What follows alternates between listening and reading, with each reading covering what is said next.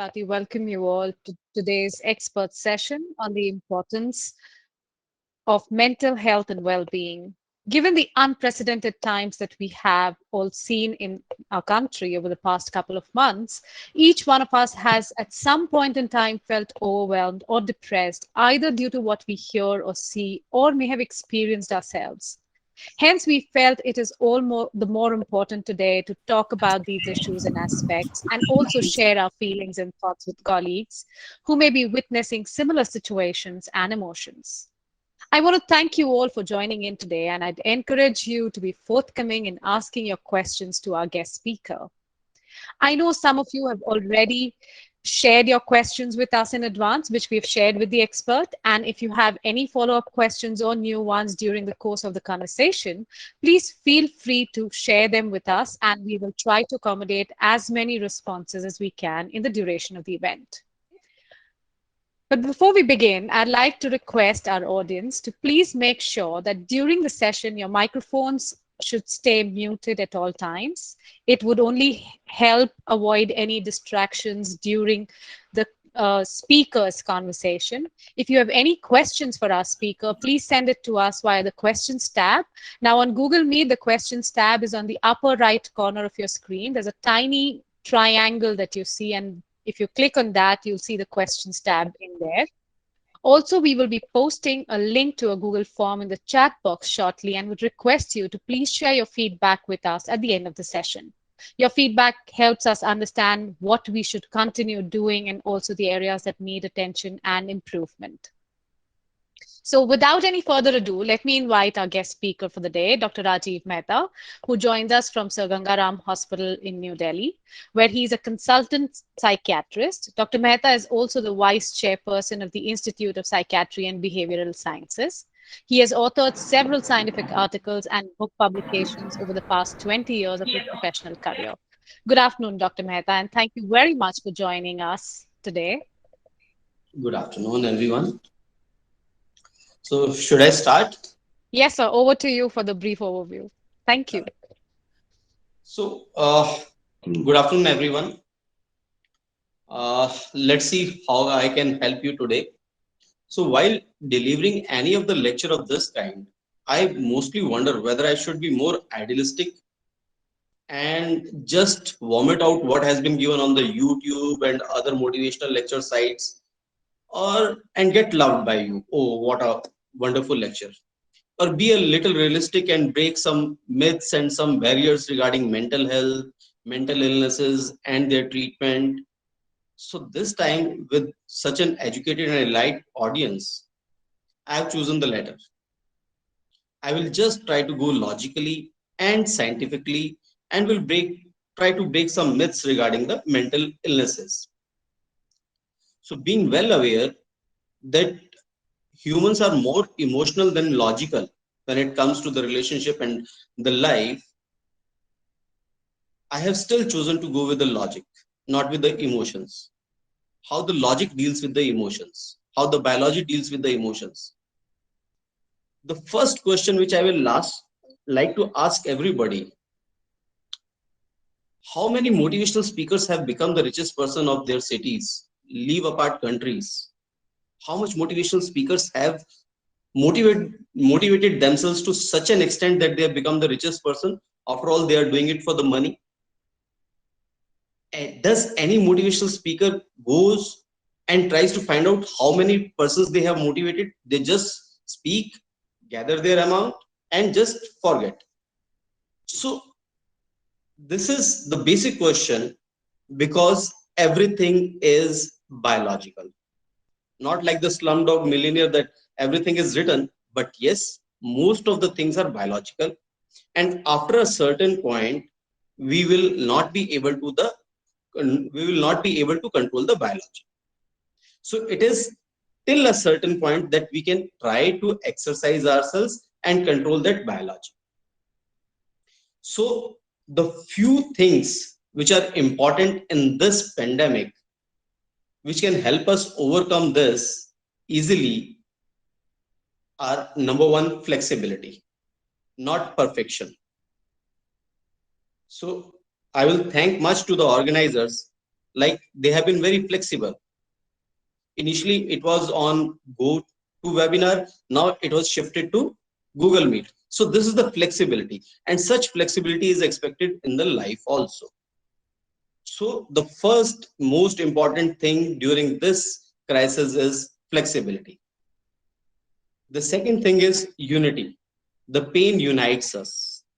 Unity and sharing and ventilation.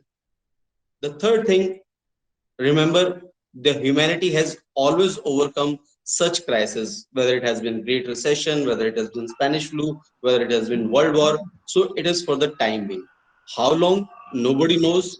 But if we keep all the precautions, if we follow all the things, then it's only for time being. And most probably the time will be short. So coming to stress. So what is stress exactly? So stress is a feeling of emotional and physical tension described by various symptoms, which is a reaction to a challenge or a demand. It can be eustress till it is increasing your productivity, and then it goes to distress. And what is a stressor? The stressor is a life condition which is producing that demand, which is the demand on the brain to make new adjustment, and it can trigger stress reaction. So stressor and then stress. Stressor is HIV, the stress, the outcome is AIDS. The reason is Corona, the outcome is COVID. So hence the thing is the pandemic and the outcome is stress. Pandemic and the various situations and the outcome is stress. So there are two things. Stressors is, sir, this is happening, therefore this is happening. Yes, therefore this is happening. This is stressor, this is reason, and this is the result. So when we call this result stress a problem, the stress is a problem when it is continuous and it starts impacting negatively our social and occupational life till that narrow line with our control goes away. So stress converts into various kind of illnesses. It may be depression, it may be anxiety, or it may be other things. Suppose we are carrying a weight, a normal weight. It is easy to carry that weight for some time. Now we increase the weight.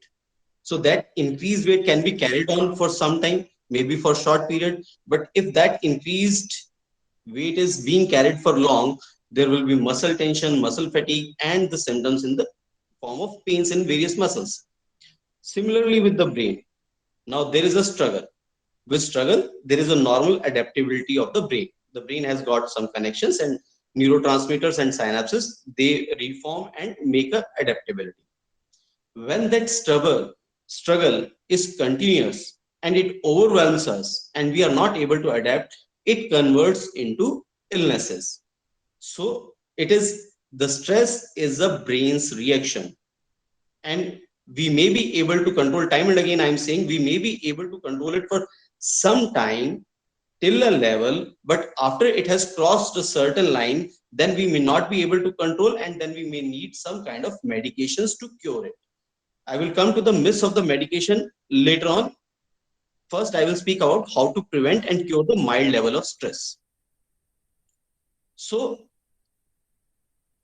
if we see again, I will give another example. If there is a severe brain injury, the behavior changes. Why? Because the brain is controlling the behavior. We are no one to control our behavior.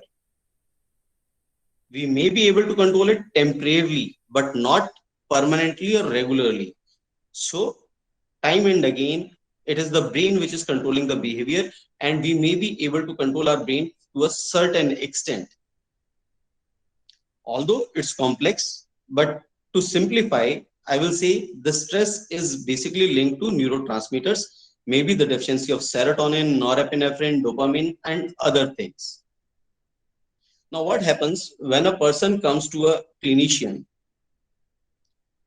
He presents with the symptoms, we suspect a diagnosis, we investigate, we confirm the diagnosis, and we treat. But serotonin and other neurotransmitters are at such a micro level, the synapses, the mitochondria, they're such a micro level that we are unable to give you the evidence, the biomarkers for stress related illnesses. So that is one of the limitations with us. So the stress converts into depression, anxiety, phobia, panic. Let me enumerate in very quickly the symptoms of these diseases. Depression is low mood, sad mood, irritable mood, or withdrawn, unable to enjoy the previously pleasurable activities. It doesn't mean all or none. It may be mild, moderate, or severe. Then there is a lack of sleep, lack of appetite, lack of libido, inferiority, lack of focus, forgetfulness, worthlessness, helplessness, crying, death wishes going, death wishes are initially passive suicidal ideas. God, you take my life away. And then it gets converted into active suicidal ideas. I wish to die. After that, this is the way I will die. And then an attempt. So this is what depression is all about. When it is continuous for a few days and it starts impacting our social and occupational life, it means that we require treatment. Anxiety is always worries and apprehension. What will happen? How will I do this?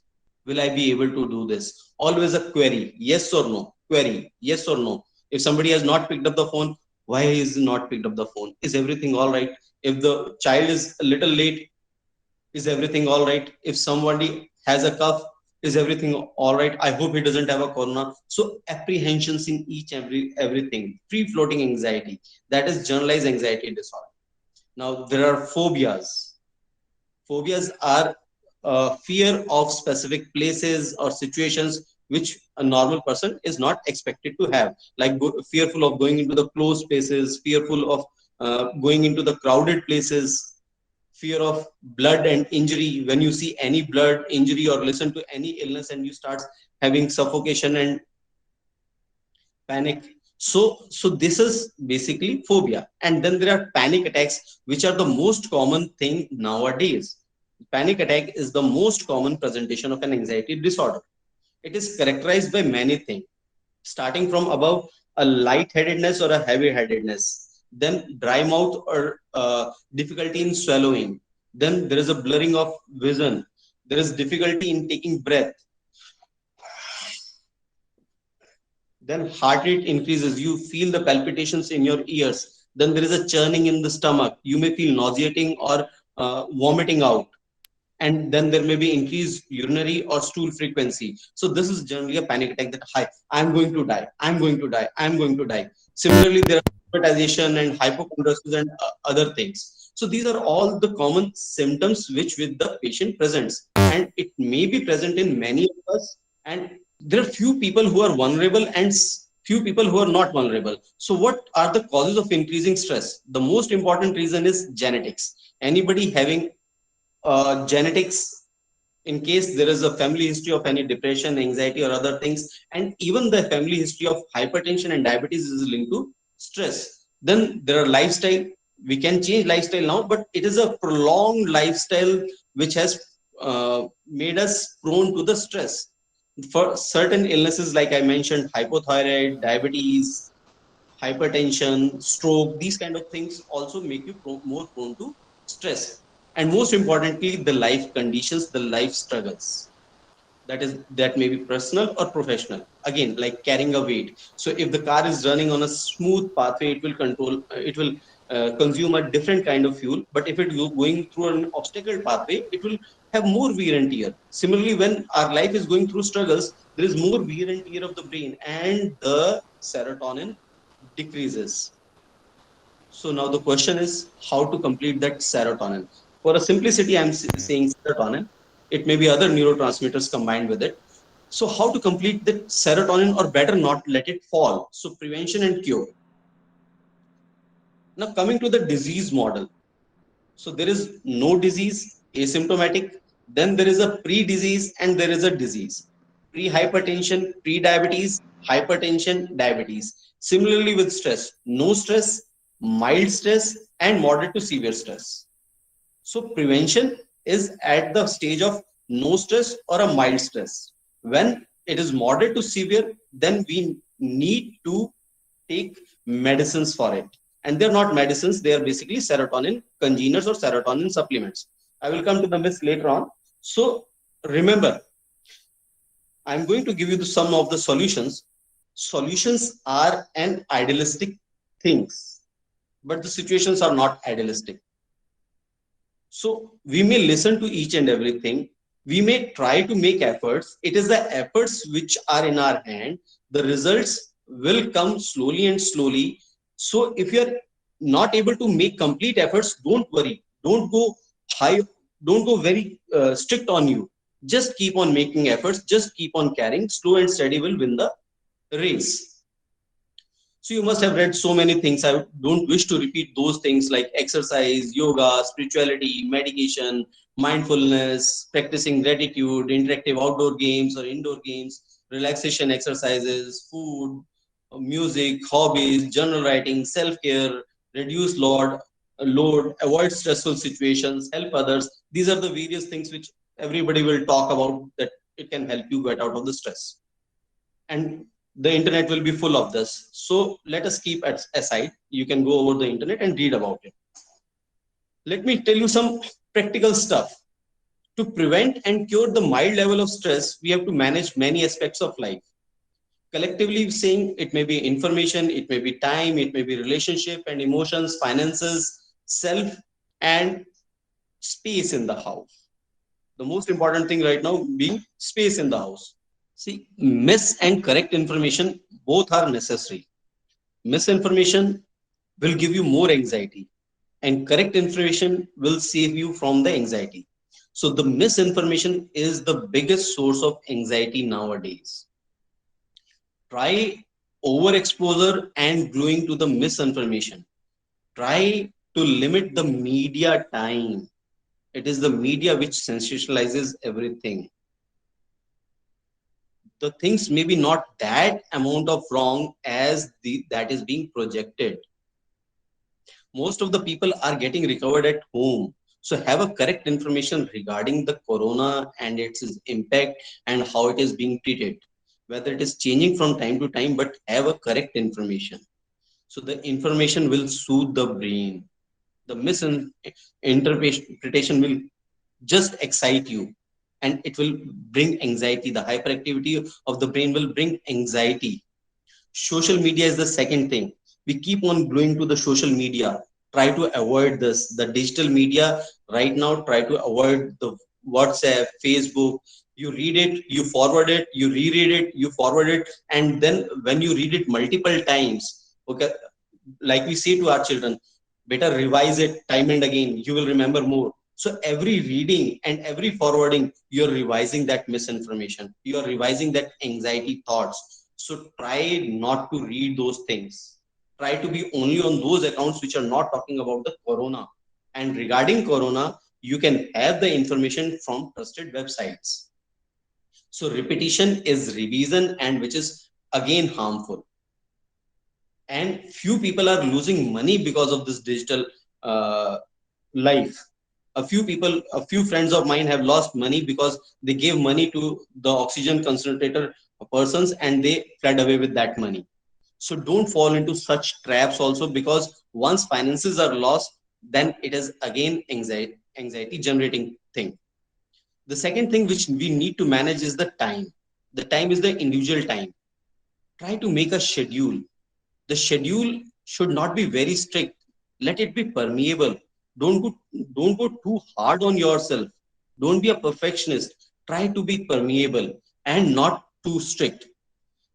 A person is has many roles to play, like he is to himself, then he's an employee, then he's a parent, he's a spouse, he's a friend, he's a child to someone, and he requires time for each and everybody. So do all the things with full concentration in quality wise. Don't keep the gadget around. Time and again, I am saying, don't keep the gadget around. Less and less digital life. That is most important thing for a relaxed mind right now. You use it. Digital technology can be used. It should not be abused. Using it means that you can connect to your friends, have correct information from the internet. You use it. Don't abuse it. Now, the time, basically, a particular thing which I got from the questions is the job hours and other things. So remember, everything is not in individual's hand. So the employer has also a role to play in the time management. They need to understand that they should be considerate. It is only for a time being. Fix the working hours of the employees. That is important. Like they used to go into the to the office, they had a fixed working hours. So try to fix the working hours and give them a break in between the holidays as they used to get it before, and they used to go to the office. So don't try to push the human limits. They have a limit. After that they will break, and that breakage will cost more to the company than the uh, work will gain from that. So it's a matter of time only that this pandemic is going to go away. All said and done, it is again idealistic which I'm saying. So the solution cannot be idealistic, and the situation is also not so good. Suppose if you have to work for an extended hours, so that means the employee has to pick between the two difficult situation: a fear of job loss and finances, or working more. And then the employee has to judge himself what is less harmful, which is the lesser thing which he can deal with, which is the lesser difficult thing which he can deal with. So I think in that case, the self, the family is more adjusting than anything else. So in that case, for short period, the employee can choose to work for a longer extent, and later on recapture the his energies after this pandemic has gone away.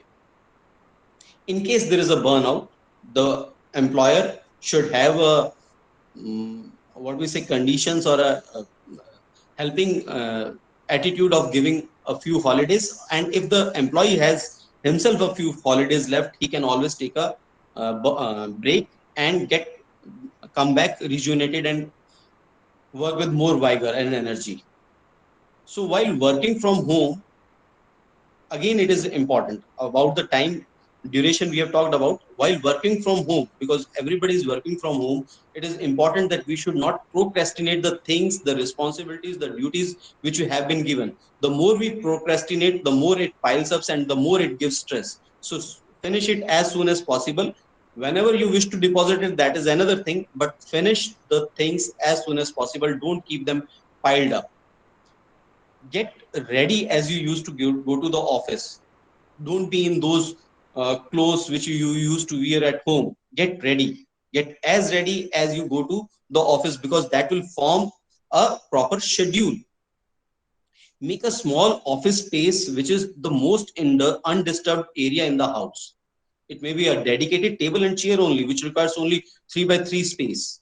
And remember, this can be rearranged daily. If there is a space shortage, space crunch, make it only for the office hours. You fold it, you keep it back, or you again rearrange it next day when your office starts. So it will takes hardly a minute or maybe few minutes. So don't go cranky on that. I have to arrange it daily, daily, daily, daily. It's still better going to the office. It's still better that you have a job, right? Think it as a part of job or part of duty. As job is the livelihood, talk to the family members to cooperate, not to disturb you during this time. Let leave you undisturbed. The household chores, the mopping, the cleaning, and the other things can be done either pre-office time or post-office times. They are not as necessary as your job is. So try to talk to your family members and adjust that thing. After time management, we come to relationship management. Remember, the relationship will keep on going, but what keeps on going in the relationship is more vital, more significant, more important. So smoothen the relationship. That is most important things. So they give quality time to each one. Like I said, a person is made of has many spheres in his life. Give quality time to yourself. Have some introspection. Have some exercise. Have some meditation if you are able to. Then as an employee, give 100% to your job, because job is one of the most important thing which is going to run your life. Parents, speak to them, listen to them undisturbed. Spouse, listen to her, listen to him undisturbed, with full concentration, non-judgmentally. That is very important, because everyone is disturbed from inside. They just to vomit out, they just wish to ventilate, they just wish to be listened. It doesn't mean that you have to help them out totally. Just listening them will smoothen their mind for long. Friend, children, give them time. Replace the digital time with the time with the relations. That is very vital. Socializing. See, everybody is going through the pain. The pain unites the humanity. If you see, when we have just disturbances and differences with our spouse or other persons, and suddenly there is some difficulty or emergency in the house, every difference has is being forgotten and everybody unites. Similarly, in this situation, everybody unites. Even if you have some relationship disturbances with somebody, just call them up, have a chit chat. Relatives and friends can be connected to online digitally. And remember, when you're talking about with them, don't talk about corona. Try to talk about other things. If they have a grief, talk about that. If there is no disease in the family, just leave the corona topic aside. You can try different topics. And even if the corona topic intrudes, you can try to change the topic, deliberately change it. Then the next comes the communication in the house. When the two persons are together, they generally take each other for granted, and the positive things are being taken for granted, while the negatives things are being unable to get ignored. They are more focused, and what a person tries to do, he tries to criticize more and more, criticize. So perfection is the enemy of good. Don't try to demand perfection. It is important. In psychiatry, we say the houses where there are more of expressed emotions. Expressed emotions is hostility. It may be verbal or physical abuse, or it may be a total silence, that is passive verbal hostility. It may be over concern. It may be criticism or directiveness in each and everything. The places where we find more of expressed emotions, the stress, anxiety, depression is more in those house. So in house, don't be rigid, be flexible, give space. Even if you have to ask something or say something, try to say in a form where the other person is responsible. For example, to your children, when you say, beta, don't watch so much of phone, you can say, beta, is it good to watch so much phone? Bring me water, please bring me water. Can you provide me water?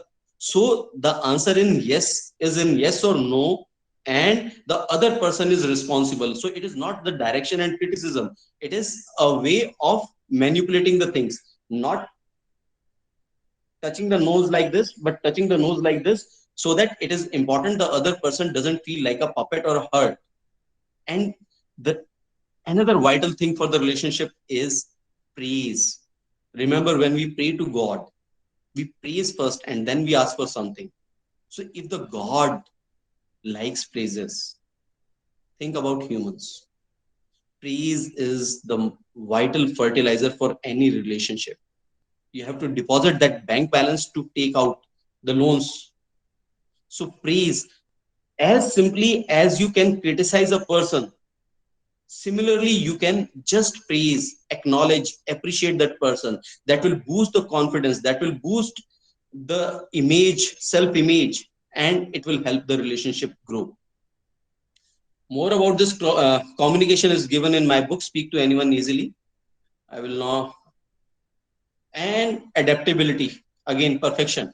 So giving space to others. If the other person is feeling sad, traumatic, and if it doesn't wishes to ventilate, don't try to correct that person immediately. Give space.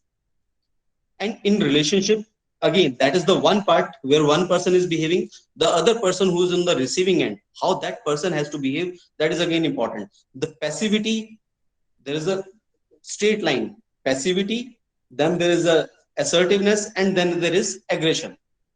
So if you're too much passive, if you keep on taking, the balloon is going to burst somewhere, and it is going to get converted into aggressiveness. So more of passivity gets converted into aggressiveness, whether it is directed towards you or whether it is directed towards others. So it is best to have assertiveness.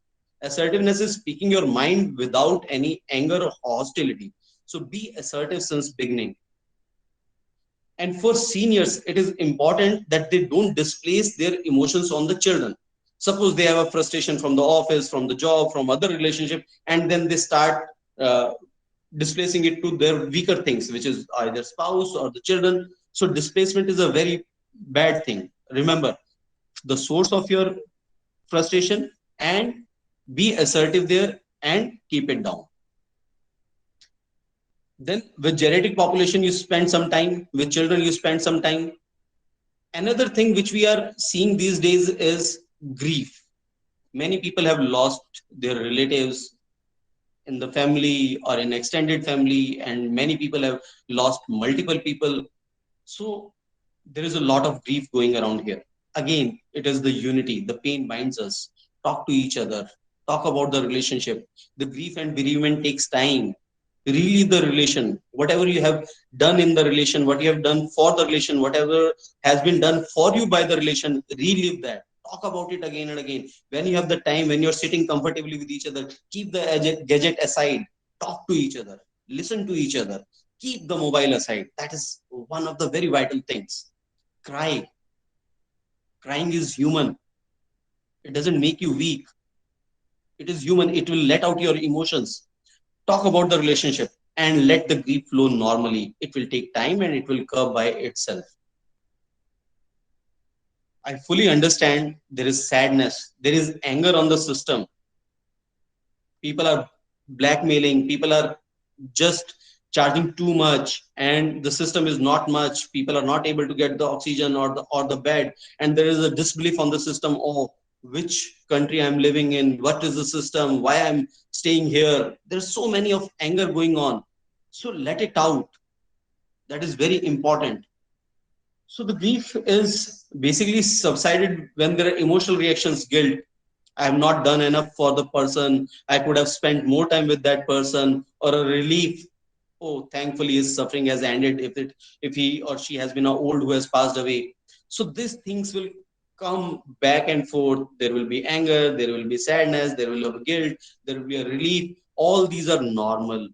Let it flow. See like a detached person if you can. Like a hero and heroine, actor and actress are working in a movie, and outside the movie they are just normal pals or normal human beings. In the movie they are actor, actress, villain, anything, but outside they are detached. So similarly, try to see that things in a detached form. Spirituality helps. If you are a believer, spirituality does help. And then there may be a, among these so much bundle of emotions, you may have to do some restorative actions like rearranging the stuff of the deceased or the property, rearranging your life and other relationships. So all this will keep on going. Let it flow. But if it is hampering your life, then you need to see a mental health professional after some time. The next thing which we need to organize is the finances. Organize your finances. It may be required in the future. Many people are losing job, many pay cuts are there. So rearrange your finances and requirements and your priorities. Give the best to your job so that you're not at the end of receiving a pink slip. There is a difference between being miser, utilizing the money, and overspending. Try to understand the basic difference between the basics and the luxuries. Eventually, the luxuries have become the basics right now. As they say in economics, every luxury is a commodity one day. So every luxury has become a commodity or a basic for us. Like when I was young in 12th class, I used to think, oh, what a 5 star. I used to go here. I should go here. That was a luxury for me. But now, even if somebody invites, I say, oh, please, sorry. AC, cars, everything. So remember what are the basics. Try to come to the basics. Even if you have to cut down your finances, cutting down finances doesn't mean demotion. It means a wise decision. Remember, if there is a life, if there is a job, if there is a life, we will be able to make the lifestyle again. So these are the things which have to be taken care of. Then other resources like food, water, electricity should be utilized as per need, because they are again related to finances. The habits cultivated at one place are seen at other places too. Space. Now, the most important thing in this pandemic has been space. There is a lack of space. We are living in 2 by 2 compartments, 2 bedroom, 3 bedroom house, where there is a lack of space. The children have to study together. You have to work at that time. So try Sit together, make a plan. Don't do it in the mental notes. Make a plan for each and everything, especially for the space. Okay, we have this much space. Where is the Chunnu going to study? Where is Munnu going to study? Where I am going to work? When these works are going to get done, pre-office or post-office? And if needed, a little resources have to be added. Like if every the children have to study online and you have to do online work, you can buy some headsets, you can buy some things which can divide the portion into something. So you have to invest a little bit and you can utilize the space and rearrange it on a daily basis if needed. That hardly takes time, so that space can be utilized in that way. Then there are issue based, I'm sorry, if there is a relationship difficulty, go for introspection, self, sit together, talk to each other, what is disturbing, ventilate, and try to bridge the gap. And last thing, one of the most important things, no to alcohol, nicotine, and other form of substance. They are going to produce worse anxiety than without that. So they are not the answer. They are the contributor to stress, anxiety, and other things. So this is the thing which I told, which can be preventive to many things, a curative to many things. But yes, many things have been said and they may not be, you may not be able to apply, or it may not be applicable in your life. And despite applying, the things may go out of hand. So there is a time to meet a mental health professional. It's a problem when the symptoms are continuous and negatively impacting your social and occupational life. Don't wait. Don't wait. Go for the cure. The cure is medications may be needed plus psychotherapy. Medications are very vital for the cure. Now, few myths. I will just go on hurriedly because I have overpassed my time. Some issue-based things can be helped by counseling. Remember, when a person uses a glass, specs, it is the eyes which are weak. When there is a toothache, it is the tooth which is weak. So brain is again an organ. Eyes can be weak, tooth can be weak, heart, lungs, spleen, liver, kidneys. If they can be weak, the brain can also go weak. It is not the whole brain. It is a part of brain which controls our emotions and thoughts and their related behavior, which has gone weaker in serotonin, and we need to replace that serotonin from outside. We have to think in that manner, like insulin deficiency is diabetes, calcium deficiency is bone weakness, serotonin deficiency is brain weakness. It is not Rajiv who's weak, it is the Rajiv's brain which is weak, and Rajiv doesn't have a control after a limit over his brain. Nobody can control his eyes. He can remove, if I remove my glasses and try to see correctively, they are the part of the brain. No. Smell, if I give somebody a very foul smelling thing and say that you smell a fragrance from it, it is impossible because it is brain. So go for the medication. It is how you label it. Medication, antidepressant, there are mislabel. Calcium can be said to be a bone supplement, insulin is a hormone, thyroxine is a hormone. Similarly, these medications, the so-called antidepressants, are neurovitamins, neurosupplements. Don't get afraid of it. They are not addictive, they are needed. There is a difference between need and dependence. Both are done daily. That is a similar note with both, but there are a lot of differences. In dependence, when we leave dependence, there are withdrawal symptoms. When we leave need, there are discontinuation symptoms. That is for which we have started the need, that may come over. If we leave the BP medication, only the BP will grow to that extent. But if we leave the dependence, there are withdrawal symptoms. When we leave alcohol, tremors, anxiety, unable to sleep, irritability, restlessness, and we crave for dependence. We don't crave for need. We crave for dependence. From where we are going to get alcohol, where it is there, where will I go to smoke, let me smoke. We don't wish to leave that. So the medications, the antidepressants, are a need, not a dependence. Yes, there may be side effects. We are doing this on the phone or the laptop. Doesn't it have side effect? Still we are using it. Many people use specs whose eyes are weak, that causes beauty spots. So everything has its pros and cons. What is more harmful? In a lighter note, generally I tell to my patients, what is more harmful? We have only two choices: getting married or unmarried, remaining unmarried. So there are only two choices, no third choice. Either it is illness or it is medicine. Yes, yoga, exercise, CBT may help, but that takes a very long time. By that time, something bad may not occur. So initially take medication, medicines, the so-called neurosupplements, and then we may go for alternative things and try to reduce them. We may not. So illness is more harmful than medicine. Medicine is a lesser devil. Rather, I will say it is a friend. And don't go over the internet to read about the medicines. We generally have an idiom in our medical language: internet derived information obstructing treatment, IDIOT. My mother uses a Caesar. She cannot become a cobbler or a barber by using the internet. So we should not try. Similarly, in the similar vein, we should not try to become a doctor. It is a vast, like the ocean is a vast source of water. We cannot drink it without processing. Similarly, internet is a vast source of knowledge. It cannot be taken in without processing. It is unpalatable, unedible. And who will process it? The one who has the experience. It is your doctor who is going to process it.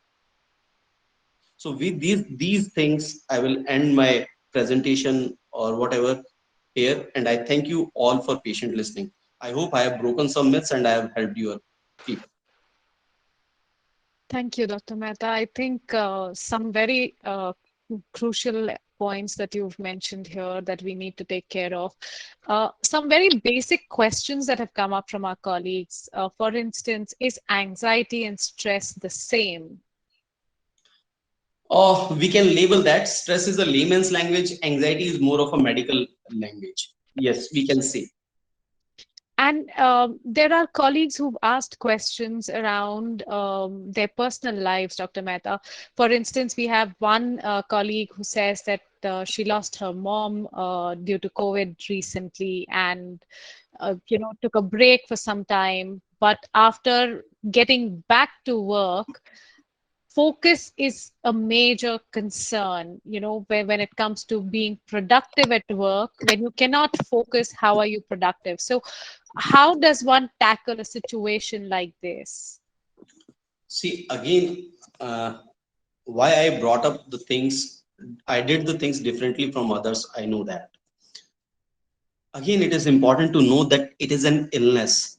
Now, the medications may be required if it is going to that an extent. It is disturbing the occupational life. There is no focus, there is lack of focus, and it is disturbing the occupational life. That means it has gone from non-disease level to a little milder disease level, maybe. So it is a time to meet the mental health professional, and if needed, that professional will decide whether the medicines are needed or not. Thank you. Uh, Similarly, there is another colleague who, mentions that after losing a parent, she saw her other parent suffer an emotional breakdown and admitted in adult psychiatry hospital. Now, again, this has led to our colleague losing focus. She also has a husband who is not working due to a certain ailment. Uh, she's the only breadwinner in the family and wants to understand what does she do now to ensure that she can focus and be more resilient in such times when there is negativity and problems all around her.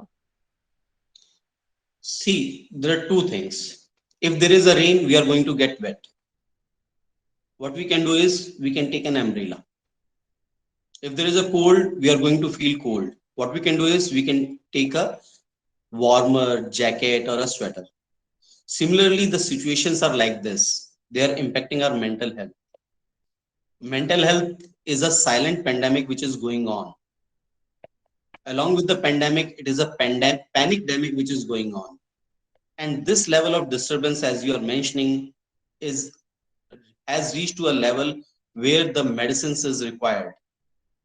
Now, I'm clearly saying the medicines are required, The people may or may not like it directly, but it is the logic which is, it is the facts which is going to treat, not the emotions. If a young person who gets a specs and doesn't wishes to use a specs, doesn't mean that his eyes are normal. If an old lady, if she is advised to use a stick for her knees, and if she doesn't uses it, it doesn't mean that the knees have gone all right. So in these conditions, what you can do is you can go on the internet. There are many checklists for depression. There are many screening tools for depression. There are many scales. HAMD is easily available, Hamilton Depression Scale. You just, that is all the clinician rated. There are self-rated scales also available. You go over that, you do that checklist, and if the scores are more, that means you're suffering from depression. Don't delay your suffering. Go to a mental health professional and take the medicines. You've been talking of medicines, getting the right medicine in at the right time, going to a mental health professional at the right time. But in a country like India, there are quite a few issues around meeting a mental health professional, especially the stigma attached to it socially, kind of a lot of times, you know, does not let people go and pursue medicines there. So, how do you think we should tackle this situation? Right. Let me talk about two things. Number one, the more we concentrate ourselves of for not going to the mental health professional, the more it is going to generate stigma. We have to have information, the correct information. Like I said, that the people are not weak, their brain is weak. In America, everybody goes to shrink. Are the people weak over there? The maximum number of antidepressants come out from America or Europe, and they go to shrinks easily. Most of the psychiatrists which are coming from India, they just don't settle in India, they go abroad to get settled because they are welcomed over there. So are the people in America, Europe weak over there? We are just trying to copy them. So we have to break that stigma by ourselves. And we break it by following those things. Previously, suppose I'm not being feminist or male chauvinistic. Previously, the females were used to wear a certain kind of clothes. Now they have come in open and wear different kind of clothes. I'm not trying to hurt anybody, but because they followed those things and the stigma was broken, now that is taken as comfortably as anything else. So similarly, while going to the shrink, that will be taken as comfortably as anything else. Remember, it is a brain's weakness, not a self weakness. Sure.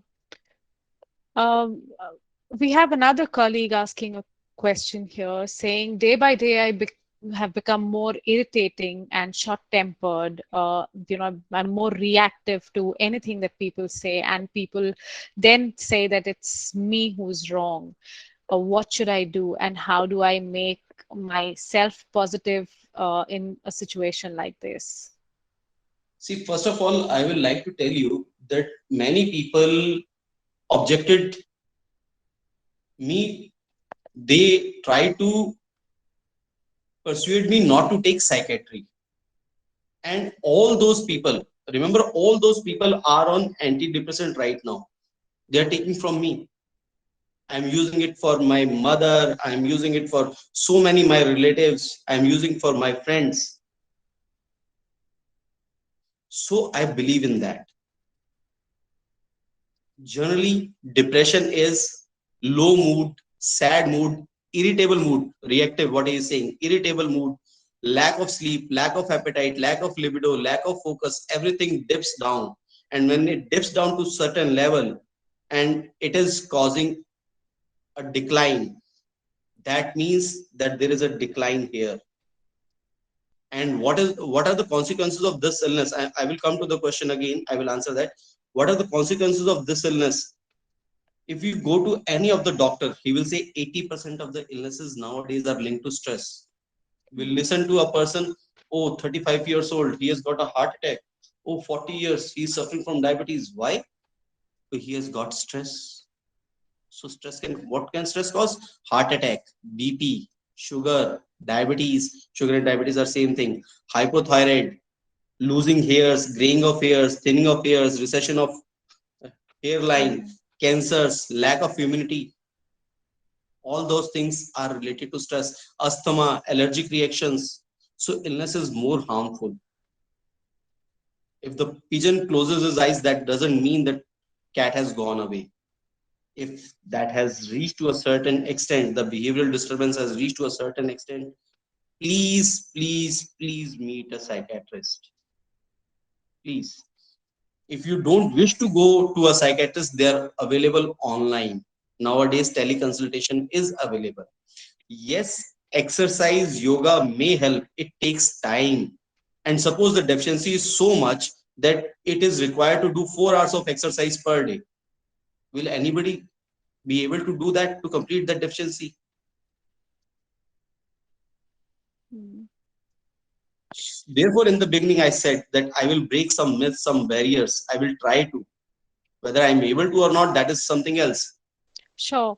I mean, a very related question here, the availability of time. A question that I have here up from a colleague is that, while we were working from office before the pandemic, we had a set start and an end time to work.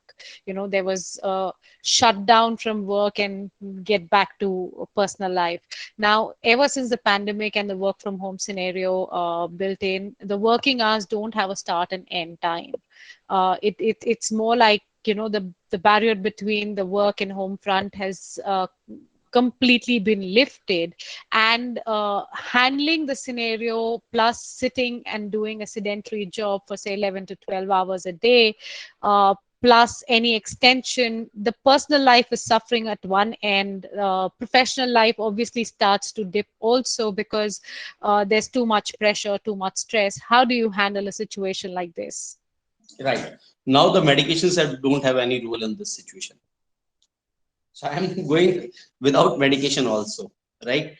So first of all, like I enumerated before, make a office space at your home, whether permanent or a flexible temporary thing. Talk to your family members that it is a short term thing because office is sometime sooner or later going to start soon. So please cooperate. The employer also needs to understand that there should be fixed working time.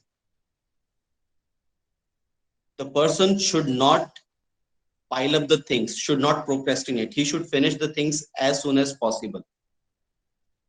And he should follow office routine, wake up at time, just do the daily course as he used to do before, get ready for the office, sit on his table, the office table which he has erected at house, does the office work and finishes the office work. This is how try to make a office condition at home in short. And when you have to spend time with the family, do away with the gadgets. That is the most important thing. Again, I am telling again and again, do away with the gadgets. It is not the gadgets which are going to give us the warmth or something, happiness. It is the relationship which are going to give us the happiness. And in relationship there is sharing, caring with total devotion and total quality. I think, as you rightly mentioned, it's the gadgets, the devices that have become part of our life to an extent that even children these days are addicted to it since they are home. They cannot get out their home. So that has become a quintessential in life. And how do we make sure that we keep those aside and make time for family becomes very crucial. A very interesting question asked by your colleague. Are there any ways to increase the serotonin levels naturally? If yes, what are they? Yes, there are certain ways, but they may not raise to that level that they reverse the disease process. See, banana is the tryptophan is the thing which we get in our food and which gets converted into serotonin in the body. Banana is the richest source of tryptophan. But if we require to complete the deficiency, if we require at least 10 bananas per day, and that too on a daily basis, we won't be able to do that. Hmm. So the sources of serotonin is banana, milk products, pea fruits, papaya, pineapple, peach, pear, and walnut. Even some people, what they do is they take a raw banana, एक कच्चा banana होता है, कच्चा केला, and they make a vegetable of that. So these are the sources of tryptophan or serotonin in the body. Thank you. One question from a colleague here. The person says, I'm a cancer patient. I would like to know in times of depression and sadness how to deal with mental health, especially how to stay calm. People, suggest meditation, but it is very difficult to focus and be peaceful when you are really surrounded by all these calamities around. And also when there is a financial crunch, work stress, and other things. So, how do you propose that a person tries to stay calm and not get perturbed by things around? See, in Gita, Lord Krishna says कि मन का निग्रह आसान नहीं है, means that it is not easy to control our brain or mind. The more you are doing that, the more you are habituated to that, the more you are creating your habits, the more you will be able to control. So it is a slow process. And the things which the person can do is talk to the family members, ventilate, be assertive, write down his journal, and still, if that is not comfortable, then meet some professional. Mental health professional doesn't mean only psychiatrists, they can be psychologists also. So give a time bound try with a psychologist. If still these are not getting completed, then you have to meet a psychiatrist. Till there is a rain, we need an umbrella. A very similar question, Doctor. A colleague has asked that, living in a joint family, there are times when our own family members say hurtful things, and that kind of stays with us in our heads longer than what it would otherwise. And also, while it impacts work focus and focus in general, uh, even meditation in such cases doesn't help. And a person feels all the more lost, cannot communicate because it's the family that is also the reason for the problem here. So how does one deal in a situation like this? Nidhi, therefore I asked the first question before beginning. How many motivational speakers have become the richest person in the world or even of the city? So it is not easy. It is the brain. So how the person can try working is sit with that family member, try to explain that these things are hurting me, be assertive without being loud and angry. Tell them that these are hurting and it is not me who's telling, it is the research which is telling that expressed emotions do hurt. There will be a lot of material available on the internet on expressed emotions, right? And the last question, sorry, doctor. So that does hurt, and try to make them understand. If solving that doesn't happen, then the next thing is to meet a professional and get counseled together.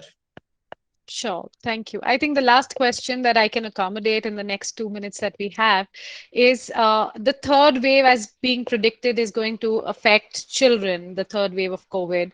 Uh, do you have any suggestions for parents to, take care of children who may have already been infected by the infection or who may acquaint one, to especially take care of their mental well-being?